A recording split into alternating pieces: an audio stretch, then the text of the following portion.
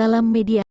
Jelang perayaan Imlek tahun 2023 yang jatuh pada hari Minggu tanggal 22 Januari, aktivitas warga Tionghoa yang berbelanja kebutuhan Imlek meningkat sejak seminggu yang lalu, Rabu tanggal 18 Januari tahun 2023.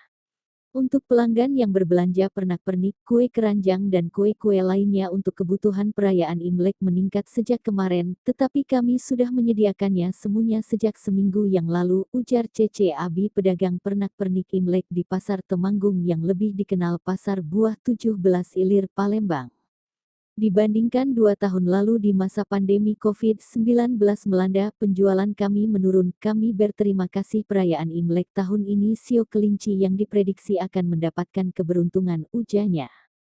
Pernak-pernik Imlek yang mulai dari lampion, angpau, gantungan kunci, bunga sakura dan lainnya dijual dari harga Rp15.000 hingga Rp150.000 relatif dan bisa dibeli satuan hingga borongan atau grosiran.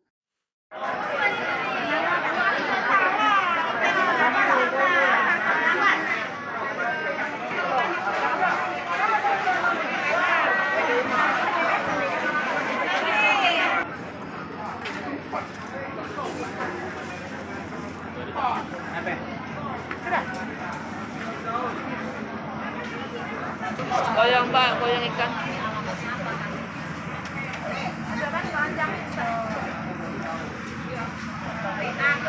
Goyang Pak, goyang Pak, goyang ikan.